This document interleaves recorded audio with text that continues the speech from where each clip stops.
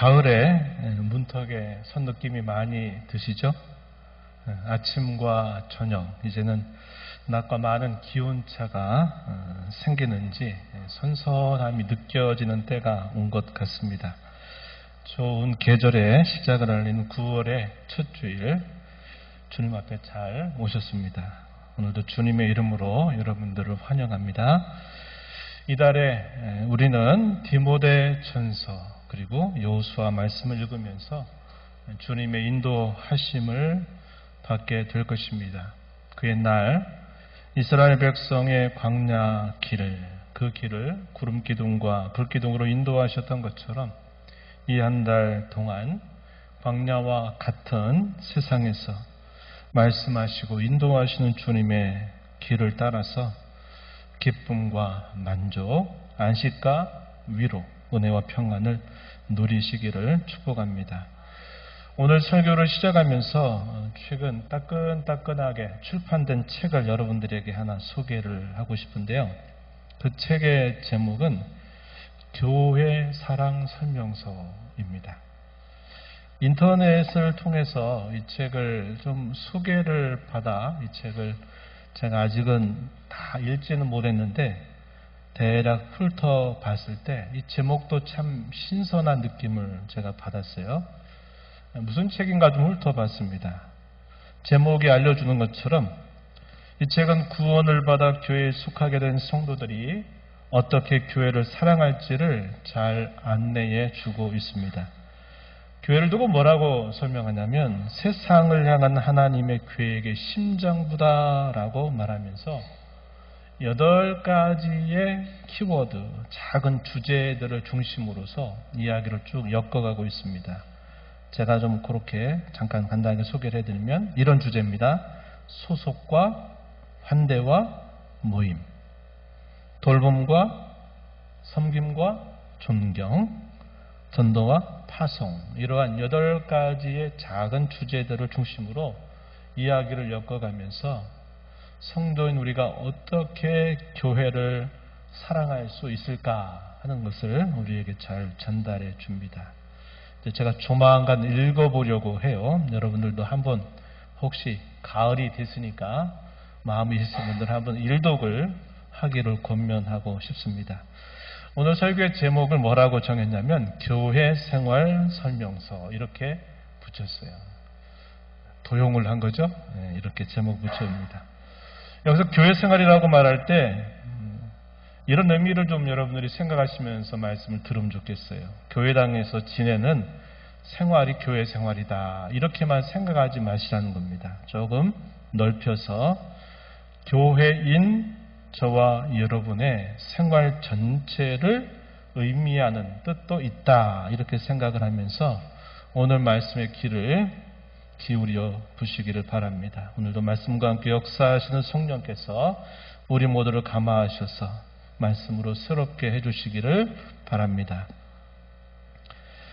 신약성경 가운데서 디모데전서와 후서와 디도서, 우리는 목회 서신이라고 부릅니다. 사실상 모든 성경은 교회와 무관한 것이 결코 아니죠.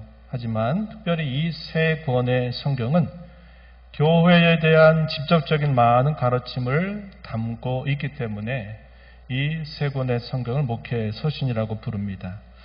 이 성경들은 교회가 어떻게 세워지고 성장하느냐에 대해 많은 가르침을 전해줍니다. 먼저 교회의 세워짐에 대해서 먼저 생각을 해보면서 오늘 말씀을 시작해 보겠습니다.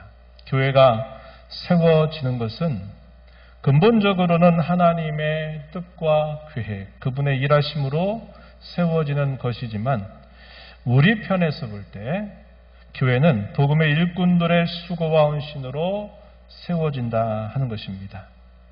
예수님께서 갈사라 빌립보 지역에 있을 때 반석 위에 내 교회를 세우겠다라고 말씀하신 후에 마침내 이 제자들을 사도로 세워서 세상 가운데 파송하셨습니다. 또한 이들 곁에는 신실한 복음의 동역자들을 붙여주셨습니다. 우리는 이들 모두를 뭐라고 부르냐면 복음의 일꾼들이라 부릅니다. 바울 사도는 자신이 복음의 일꾼으로 부름받은 것을 가장 영광스럽게 생각하는 사람입니다. 또한 오늘 편지에서 디모데에게 복음의 일꾼답게 힘쓸 것을 권면해 줍니다. 디모데 전서 2장 7절 또 4장 13절 이하의 말씀을 한번 보시면 이렇게 말합니다. 2장 7절에 이를 위하여 내가 전파하는 자와 사도로 세움을 입은 것은 참말이요 거짓말이 아니니 믿음과 진리 안에서 내가 이방인의 스승이 되었노라. 바울 자신을 뭐라고 얘기합니까? 전파하는 자, 사도, 이방인의 스승이 되었다. 이렇게 말합니다. 이것은 자기가 맡은 이 복음의 직분을 영광스럽게 생각하고 있는 표현이 된다 하겠고요. 4장 13절 이하의 말씀을 또 한번 보시면 디모데에게 이렇게 권면을 합니다. 내가 이를 때까지 읽는 것과 권하는 것과 가르치는 것에 전념하라. 내 속에 있는 은사 곧 장로의 회에서 안수받을 때 예언을 통하여 받은 것을 가볍게 여기지 말며 이 모든 일에 전심전력하여 너의 성숙함을 모든 사람에게 나타나게 하라. 이렇게 바울 사도가 권면을 해줍니다. 이것은 이 복음의 일꾼이 되는 이 일이야말로 얼마나 중요한 일인가 하는 것을 자신도 알고 있고 또 그 일을 이어 감당하고 있는 디모데에게도 이 일이 얼마나 가치 있고 중요한 일인가를 일깨워 주면서 권면하는 말씀이 될 것입니다. 복음의 일꾼과 함께 힘쓸 일이 무엇인가 우리가 조금 전 읽었던 말씀에 보면요.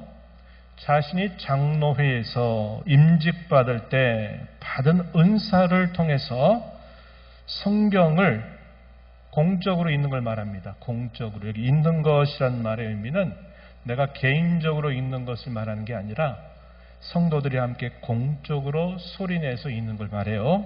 읽는 것과 권하는 것과 가르치는 일에 전념하는 일입니다. 여기서 읽고 권하고 가르치는 것에 전념하라는 말은 문자적으로 그저 그렇게 열심히 하면 된다는 뜻이 아닙니다. 그것은 붙들고 목회를 할 것이며 붙들고 그렇게 살라는 말씀이 됩니다. 바울 사도는 그 내용을 뭐라고 표현했느냐? 다른 부분을 보게 되면 바른 교훈이라고 표현을 해줍니다. 여기서 교훈이라고 하는 말은 다른 말로 바꾸면 교리라고 하는 말과 같은 말입니다. 정리하면 바울 사도는 디모데에게 바른 교훈을 붙들고 목회하라, 바른 교훈대로 그렇게 살아라 하고 권면하고 있는 것이죠. 그저 바르게 알고 바르게 전하고 가르치면 잘하는 것이 아니라 붙들고 그렇게 사는 것이 중요한 일이라 가르쳐 주고 있는 것입니다. 왜 그럴까요? 그렇게 살지 않으면 교회가 제대로 세워질 수 없는 까닭에 그러합니다. 디모데전서 6장 1절 말씀 가서 보시면 하반절에 이런 표현을 했어요. 이는 하나님의 이름과 교훈으로 비방을 받지 않게 하려 함이라. 이런 말씀을 하셔요. 여러분 눈여겨보실 필요가 있습니다. 디도서 2장 5절 말씀의 하반절에 가면 또 비슷한 표현을 사용해요. 뭐라고 말하면 이는 하나님의 말씀이 비방을 받지 않게 하려 함이라. 이렇게 말합니다.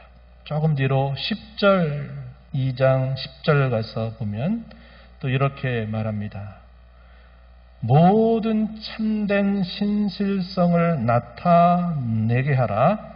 이는 범사에 우리 구주 하나님의 교훈을 빛나게 하려 함이라. 이렇게 말합니다. 이러한 표현들이 뭘 말해줄까요? 그저 성경을 혹은 바른 교훈을 읽고 또 권하고 가르치는 일만 잘하면 되는 게 아니라 그 가르침을 붙들고 목회하고 그 가르침을 붙들고 살아가지 않게 되면 어떤 일이 생긴다고 말하는 겁니까? 그것 때문에 비방을 받게 되고 그것 때문에 하나님의 영광이 가리워지게 되고 그것 때문에 주님의 교회는 힘을 잃게 되기 때문에 그렇게 권면을 하고 있는 것입니다. 사탄과 그의 세력들, 그의 모든 하수인들이 공통적으로 하는 일은 교회를 대적하는 일입니다. 그들이 사용하는 가장 강력한 방법이 뭐냐면 거짓된 교훈들을 퍼뜨리는 것입니다. 그것을 퍼뜨림으로써 다른 교훈을 빼앗아버리고 교회의 터 혹은 밑둥 그리고 교회의 기둥을 무너뜨리는 일을 하는 것입니다. 바울 사도는 이 부분을 더 거듭거듭 강조하고 있습니다. 디모데전서 1장 3절 이하에 보면 뭐라고 표현하냐면 이렇게 말합니다. 내가 마게도냐로 갈 때 너를 권하여 에베소에 머물러 한 것은 어떤 사람들을 명하여 다른 교훈을 가르치지 말며 4절 이어서 보면 신화와 끝없는 족보에 몰두하지 말게 하려 함이라. 이런 것은 믿음 안에 있는 하나님의 경륜을 이름보다 도리어 변론을 내는 것이다. 이렇게 말합니다. 여기 다른 교훈, 신화와 끝없는 족보 이런 표현들이 나죠. 디모데전서 4장 1절 이하에 보면 또 유사한 표현을 발견합니다. 4장 1절에 그러나 성령이 밝히 말씀하시기를 후일에 어떤 사람들이 믿음에서 떠나 미혹하는 영과 귀신의 가르침을 따르리라 하셨으니 2절에 자기 양심이 화인을 맞아서 외식함으로 거짓말하는 자들이라. 3절에 보면 이들은 혼인을 금하고 어떤 음식물은 먹지 말라고 할 것이다. 이렇게 말합니다. 올바른 교훈 외에 다른 여러 거짓된 교훈들을 계속 경계할 것을 바울 사도는 디모데에게 거듭 강조를 하고 있음을 보게 되죠. 디모데전서 4장 7절에 보면 망령되고 허탄한 신화를 버려라 이렇게 표현합니다. 여기 등장하고 있는 여러 표현들은 당시에 유대교에 속해 있는 신앙들, 또 그러한 전통들, 또 당시에 로마 전지에 흩어져 있었던 사람들에게 로마 신화와 같은 그런 이방 종교의 가르침과 전통들 이런 것들을 우리가 포괄하고 있다. 이해할 수 있는 표현이 될 것입니다. 그런데 대적자들의 공격만이 전부가 아니에요. 또 하나의 위험은 내부적인 위험인데 그게 뭐냐면 우리 믿는 사람들의 믿음과 삶이 분리되는 것이다 하는 겁니다. 안타깝게도 우리는 이런 위험을 너나 할 것 없이 너무나 잘 알고 있기는 하지만 이걸 극복하지 못하고 있다는 것입니다. 알지요. 우리가 믿고 고백하는 대로 우리는 삶으로 살아야 된다는 것에 대해서는 누구나 다 알고 있는 사실임에도 불구하고 막상 그렇게 살아가는 것은 너무나도 못하고 있는 우리의 모습은 결국 교회를 약하게 만들고 교회가 힘을 잃게 만드는 일이 되고 만다 하는 것을 우리는 알게 되는 것입니다. 우리는 여기서 우리 각자의 교회 생활을 좀 점검해 볼 필요가 있습니다. 그것은 이러한 질문으로 생각해 볼 수 있을 것 같아요. 그래서 제가 두 가지 질문을 여러분들에게 던져봅니다. 첫 번째 질문은 각자의 교회 생활, 여러분의 교회 생활이 교회를 세우는 방향으로 가고 있습니까? 그렇지 않으면 교회를 무너뜨리는 방향으로 가고 있습니까? 하는 질문입니다. 신앙생활을 오랫동안 해온 분도 있고 신앙걸음을 이제 시작하신 분도 있는데 우리가 꼭 생각하고 되짚어야 할 질문은 내가 하는 이 교회의 생활이 과연 교회를 잘 세워가는 방향으로 내가 계속 나아가고 있느냐 아니면 교회에 도리어 해를 끼치는 방향으로 가고 있느냐 하는 것을 우리가 깊이 생각해 볼 필요가 있다는 겁니다. 두 번째 또 하나의 질문은 이겁니다. 각자의 교회 생활이 나만을 위한 것입니까? 아니면 우리와 함께 공동체, 믿음의 공동체를 이루는 모든 성도들을 위한 것입니까? 하는 질문입니다. 어떤 분들은 신앙생활은 대단히 개인적이다라고 말해요. 물론 그 말이 틀린 말은 아닙니다. 그러나 우리가 공동체로 교회를 이루어서 함께 우리가 신앙의 걸음을 걸어가려고 하면은 우리가 반드시 나만, 내 개인적인 신앙만이 중요한 게 아니라는 것을 꼭 알아야 합니다. 공동체 전체, 거기에는 다양한 사람들, 다양한 계층, 또 다양한 형편에 살아가는 이들이 함께 있을 때 잘 어우러지고 있느냐, 그렇지 않느냐를 우리는 물어야만 된다 하는 겁니다. 왜 이런 질문을 던질까요? 요지는 그것이죠. 우리의 신앙생활은 교회를 세워가는 쪽으로 가야 된다 하는 말이고, 또 우리의 신앙생활은 나만 개인적으로 신앙생활을 하다가 가면 된다가 아니라 공동체 전체 모든 성도들을 위한 신앙생활이 되어야 한다 하는 것을 우리가 기억하고 섬겨가자 하는 것입니다. 이제 교회 생활을 어떻게 하면 좋을까를 함께 생각해 보기를 원합니다. 오늘 설교의 제목대로 교회 생활 설명서입니다. 먼저 교회가 무엇인가를 다시 한번 정리할 필요가 있습니다. 성경 한 곳을 여러분들에게 소개합니다. 에베소서 1장 1절 말씀 한번 소리내어 읽어볼까요? 하나님의 뜻으로 말미암아 그리스도 예수의 사도 된 바울은 에베소에 있는 성도들과 그리스도 예수 안에 있는 신실한 자들에게 편지하노니. 이 말씀에 보면은 에베소 교회에 보낸 편지 가운데서 처음 소개하고 있는 내용입니다. 왜 여러 서신 가운데 이 에베소를 소개했을까요? 당시에 디모데는 이 에베소 교회를 목회하고 있었던 겁니다. 그래서 에베소 이 말씀을 함께 읽었는데요. 이 말씀에서 우리가 주목할 표현이 두 가지 표현이 있어요. 하나는 뭐냐면 에베소에 있는 성도들이라고 하는 표현하고 그리스도 예수 안에 있는 신실한 자들이라고 하는 표현이다 하는 겁니다. 이것이 무엇을 의미하는가를 주목해 보시죠. 교회가 무엇인가를 생각할 때 하나는 우리에게 선명하게 보이는 면이 있고 또 하나는 하나님께 선명하게 보이는 교회가 있다는 겁니다. 좀 잘 생각하시며 들어보세요. 무슨 말이냐면 우리가 분명하게 나를 보고 우리를 서로 바라볼 때 아주 분명해 보이는 건 뭐냐면 우리가 함께 예배 자리에 있다. 우리가 함께 주께서 기뻐하신 일을 행하는 자리에 우리가 함께 있다는 것은 우리가 선명하게 볼 수 있는 부분이에요. 누가 있고 없고 이건 우리에게 잘 보여요. 그런데 또 한편 우리에게 잘 보이지 않는 면이 있다는 겁니다. 그렇게 함께하고 있는 모든 사람들이 그러면 다 구원을 받느냐 할 때는 그렇지 못할 사람도 있다는 겁니다.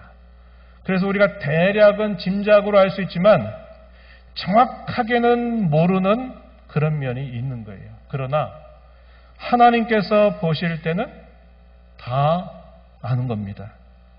그래서 여기 우리가 읽은 표현 가운데 에베소에 있는 성도들, 이것은 에베소 지역의 곳곳마다 흩어져 있는 가정교회의 중심들이 이렇게 곳곳마다 모이고 있는 것은 눈에 선명하게 보인다 이 말이에요. 이걸 뭐라 그러냐면 가시적인 교회다 이렇게 불러요.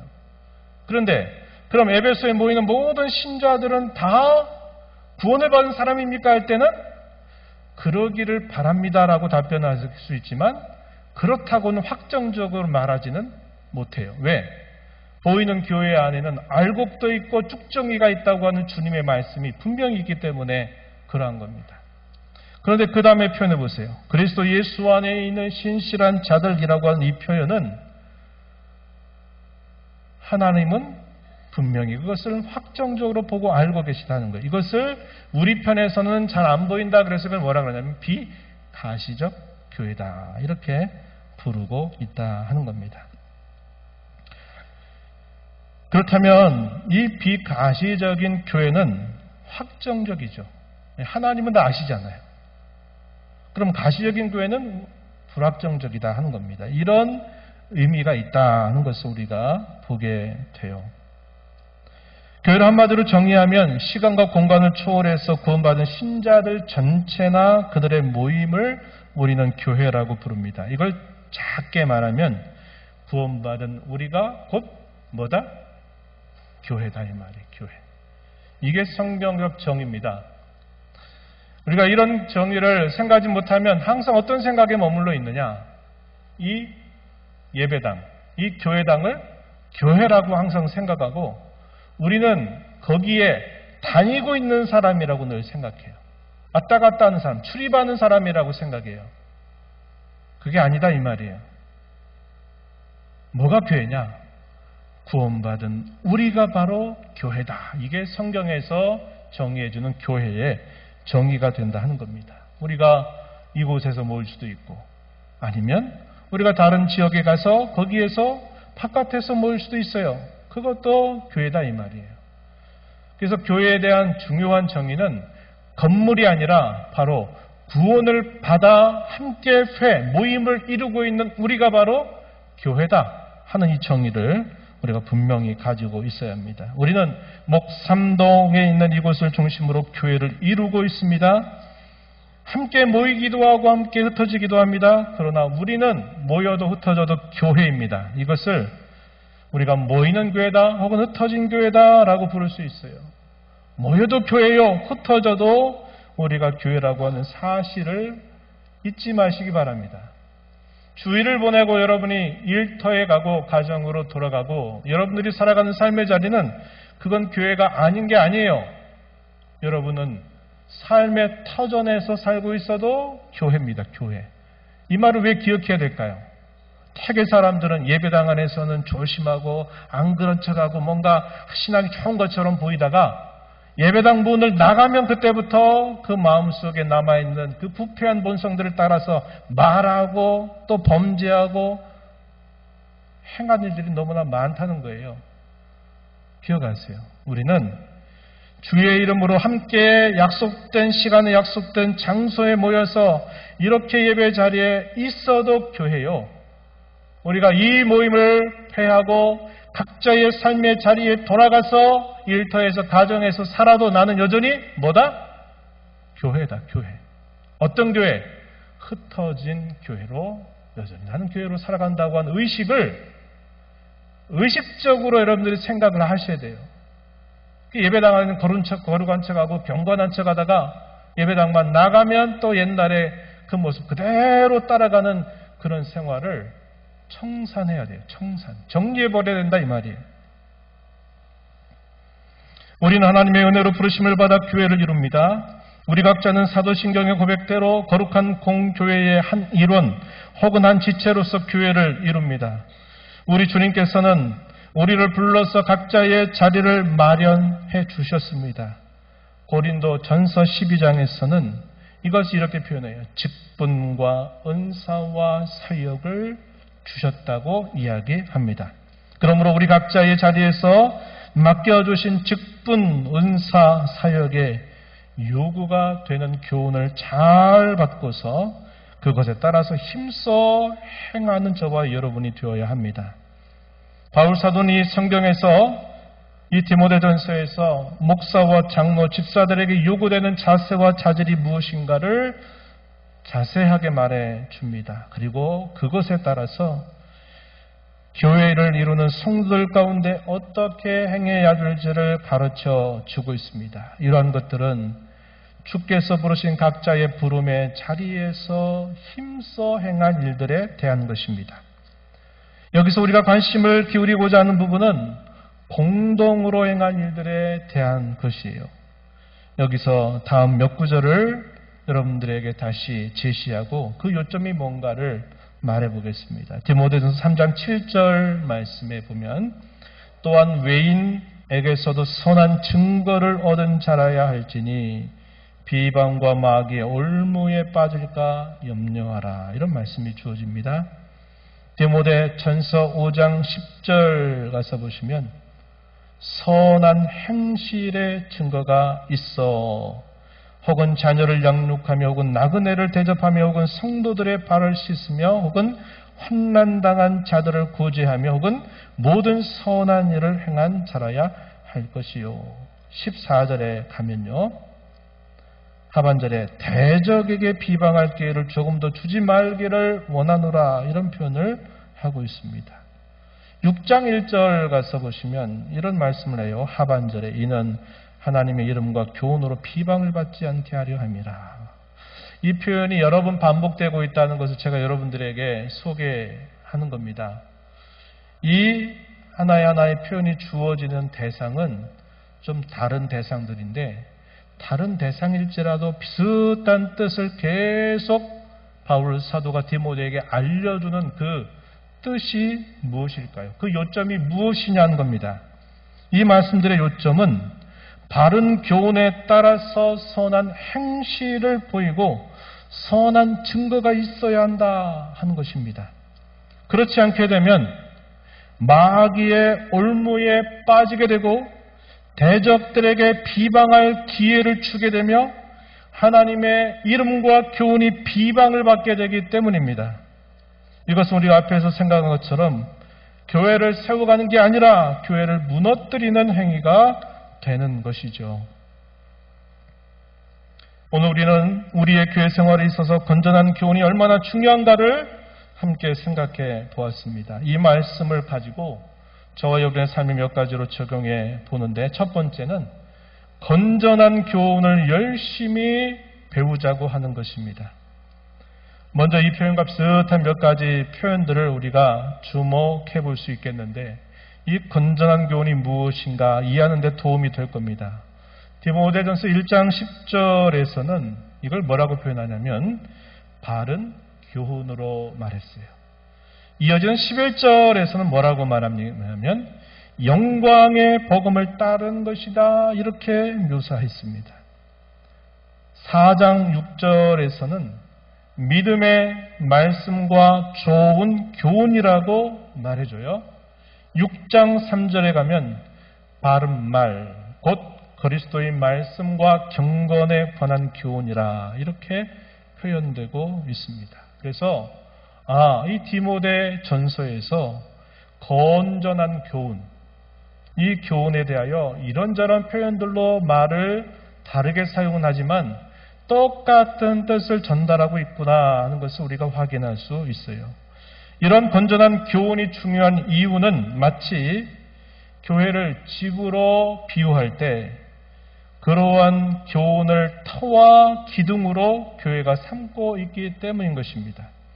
교회는 진리의 기둥과 터로 세워지는 집과 같다. 성경은 우리에게 가르쳐 줍니다. 디모데전서 3장 15절 말씀, 우리 함께 말씀을 함께 읽어보겠습니다. 만일 내가 지체하면 너로 하여금 하나님의 집에서 어떻게 행하여야 할지를 알게 하려 함이니 이 집은 살아계신 하나님의 교회요 진리의 기둥과 터니라 이렇게 말합니다. 한번 생각해 보십시오. 기독교 역사는 2000년 역사라고 볼 수 있어요. 2000년 기독교 역사에서 얼마나 많은 이단들이 나왔는지 모릅니다. 그 이단들의 근원지가 어디냐면 성경이에요. 놀랍게도 성경에서부터 그 이단들이 나왔다 이 말입니다. 이단들은 성경을 안 읽었던 사람들이 아니었어요. 성경을 아주 많이 읽었던 사람들이었다는 것을 우리는 주목해야 합니다. 그럼 또 어떤 사람은 이렇게 또 말하는 사람이 있을지 모르겠어요. 그럼 목사님 성경 안 읽으면 되겠네요. 안 읽으면 이단도 안 나올 것이고. 그렇게 말하면 안 되겠죠. 그렇지 않습니다. 우리는 성경을 읽으면서 경건에 이르도록 연단을 해야 하고 그럼으로써 교회를 굳게 세워야 합니다. 성경을 올바로 읽으려면 건전한 교훈을 알아야만 돼요. 이것을 다른 말로 건전한 교리다 이렇게 번역할 수 있는 표현입니다. 건전한 교훈은 시간이 지나면 저절로 알게 되는 것이 아니에요. 배워야 합니다. 배워야 돼요. 개인적으로 성경을 읽는 것만으로 혹은 예배 가운데서 설교를 듣는 것만으로는 결코 충분하지 않아요. 여러분 이걸 기억하세요. 개인적으로 성경 읽는 일 귀하고 복된 일이고 예배 중에 선포되는 하나님의 말씀을 잘 듣는 것 정말 귀하고 복된 일은 맞지만 그것만으로는 충분하지 않다는 겁니다. 이단들은 우리보다 훨씬 더 성경을 많이 알고 있어요. 그래서 예배 시간에 성경의 한 부분 중에 있던 한 부분들을 매주마다 조금 들어서 우리의 영혼에 좋은 양식이 되기는 하지만 그것이 우리의 성경에 대한 건강한 그런 교훈들을 갖추어 주기에는 결코 충분하지 않다는 것을 기억해야 합니다. 주일 오후 예배 시간에는 이러한 건전한 교리가 무엇인가, 이런 건전한 교훈이 무엇인가를 우리가 배워가고 있습니다. 그래서 여러분들이 제가 누차 광고 시간 얘기하지만 예배만 드리는 것으로 신앙생활 잘한다 생각하지 마시라 그랬어요. 우리에게 남겨진 좋은 신앙의 이런 보고, 이런 보물과 같은 이런 말씀들을 우리가 체계적으로 배우는 것이 중요합니다. 그래서 여러분들에게 다시 한번 참여를 권면드리고요. 두 번째는 경건에 이르도록 힘쓰자고 하는 것입니다. 앞에서 살핀 대로 바울 사도는 디모데에게 경건에 이르도록 자기 자신을 연단하라 이렇게 권면합니다. 여기 연단한다고 하는 말은 운동 선수들이 메달을 딸 목적으로 끈기 있게, 끈질기게 인내하고 자기를 희생할 정도로 계속 훈련하는 것을 뜻하는 말입니다. 이 조금만 있으면 아시안게임 시작되죠. 메달을 위해서 달려왔던 많은 선수들은 오늘도 내일도 계속 자기 자신과 싸우면서 훈련을 거듭하는 겁니다. 왜 그럴까요? 메달을 따기 위해서 한 것입니다. 여기서 경건에 이르도록 연단하라 하는 이 연단한다는 이 말은 바로 그와 같은 말을 표현하고 있다는 겁니다. 여기 경건이라고 하는 말, 그건 뭘까요? 다른 사람에게 하나님의 자비를 나타내는 것이거나 또는 하나님께 대한 올바른 태도와 반응을 나타내는 말을 우리가 경건이란 말을 사용합니다. 이걸 종합을 하면 무슨 말일까요? 경건이라고 하는 말은 하나님과 사람 앞에서 사랑과 신실함을 나타내는 것을 두고 우리가 경건이다 이렇게 말합니다. 어떤 사람이 이 경건이라는 말을 대단히 부정적으로 쓰기도 해요. 어떻게 사용합니까? 거룩거룩하고 분위기가 다 이렇게 차분하고 뭔가 다른 거 안 하고 조용하면 이게 경건한 것처럼 하는데 이게 경건 아니에요. 경건 아니에요. 그런 보이는 걸 두고 경건이라고 말하는 게 아니에요. 경건은 하나님 앞에서 신실함과 충성스러움을 나타내는 거예요. 내가 하나님 앞에 찬양을 드리고 기도하고 말씀을 들었고 그렇게 하겠다고 말했는데 막상 흩어진 교회로 살아가면서 내가 무슨 말을 했는지 내가 뭐라고 고백했는지 어떻게 하겠다고 하는 말들을 까맣게 잊어버리고 자기 마음대로 자기 생각대로 사는 사람을 우리는 경건하다 말하지 않아요. 또 다른 성도들을 향해서 말할 때 그리스도께로부터 받은 그 사랑과 그 받은 은혜와 사랑을 가지고 그 다른 성도를 대하는 마음이 없을 때 그걸 경건하다고 말하지 않는다 이 말이에요.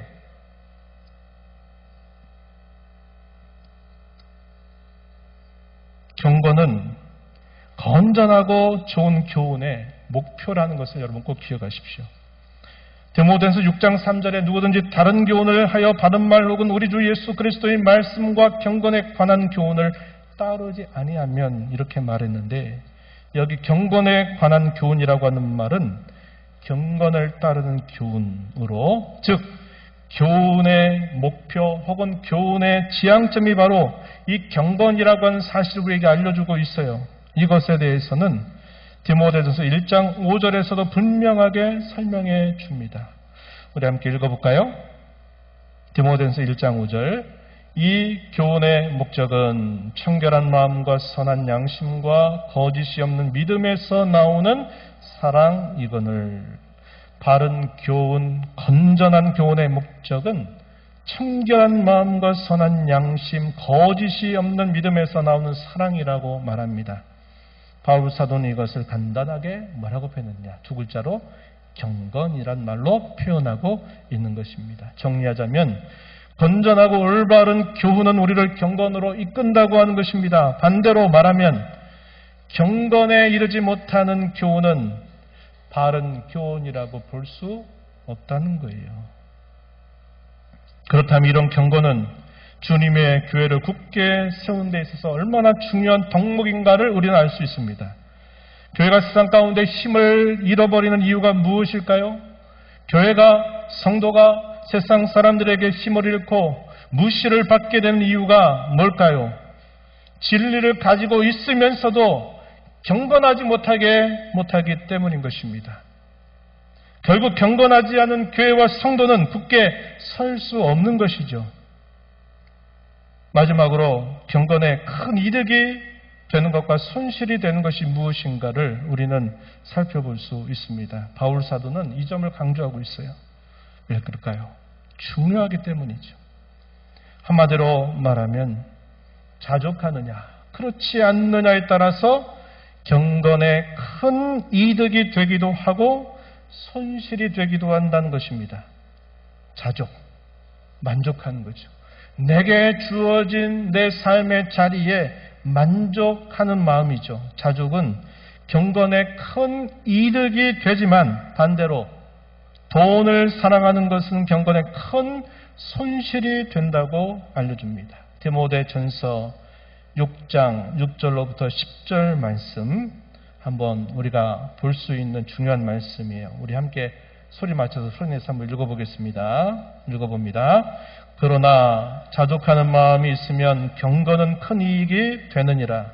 우리가 세상에 아무것도 가지고 온 것이 없음에 또한 아무것도 가지고 가지 못하리니 우리가 먹을 것과 입을 것이 있은즉 족한 줄로 알 것이니라. 부하려 하는 자들은 시험과 올무와 여러 가지 어리석고 해로운 욕심에 떨어지나니 곧 사람으로 파멸과 멸망에 빠지게 하는 것이라. 돈을 사랑함이 일만하게 뿌리가 되나니 이것을 탐내는 자들은 미혹을 받아 믿음에서 떠나 많은 근심으로써 자기를 찔렀도다. 이 말씀에서 뭐라고 사도가 말하는 겁니까? 자족하려고 하느냐, 자족하지 못하고 계속 나는 더 있어야 돼, 부하려고 하느냐에 따라서 그들의 삶의 모습이 전혀 다르게 나타나고 있음을 우리에게 가르쳐주고 있어요. 요약하자면 경건을 위해서 우리는 돈에 대한 사랑을 버리며 그것을 어떻게 사용해야 될까에 대한 관심을 가지고 자족하기를 힘써 나가야 된다. 이렇게 가르쳐주고 있습니다. 오늘 우리는 교회 생활서, 교회생활 설명서라고 하는 제목으로 말씀을 나누었습니다. 무엇보다도 교회는 바르고 건전한 교훈에 세워져야 하고 저와 여러분 모두는 각자의 부름의 자리에서 힘쓸 뿐만 아니라 바르고 건전한 교훈을 아는 일에 그리고 그 교훈대로 경건하게 살도록 힘쓸 때 우리의 교회 생활이 힘이 있고 견고해지게 된다고 하는 것을 우리는 배웠습니다. 이 말씀을 마음에 새긴 자로 남은 생에 살아가는 저와 여러분 되기를 진심으로 바랍니다. 하나님 아버지 감사합니다. 오늘도 저희들을 불러주셔서 교회 생활 설명서라는 말씀을 가지고 오늘도 저희에게 교훈받게 하심을 감사합니다. 하나님 아버지 바르고 건강한 교훈, 건전한 교훈들을 알아가기를 힘쓰는 일, 또한 그 교훈대로 힘써 살아 경건에 이르도록 훈련하는 일, 그것이 저에게 얼마나 중요한지를 저희가 교훈받게 하셨사오니 그 교훈 따라 세워져가는 저희 자신, 그러한 교회가 되게 하여 주옵소서. 예수님 이름으로 기도하옵나이다. 아멘.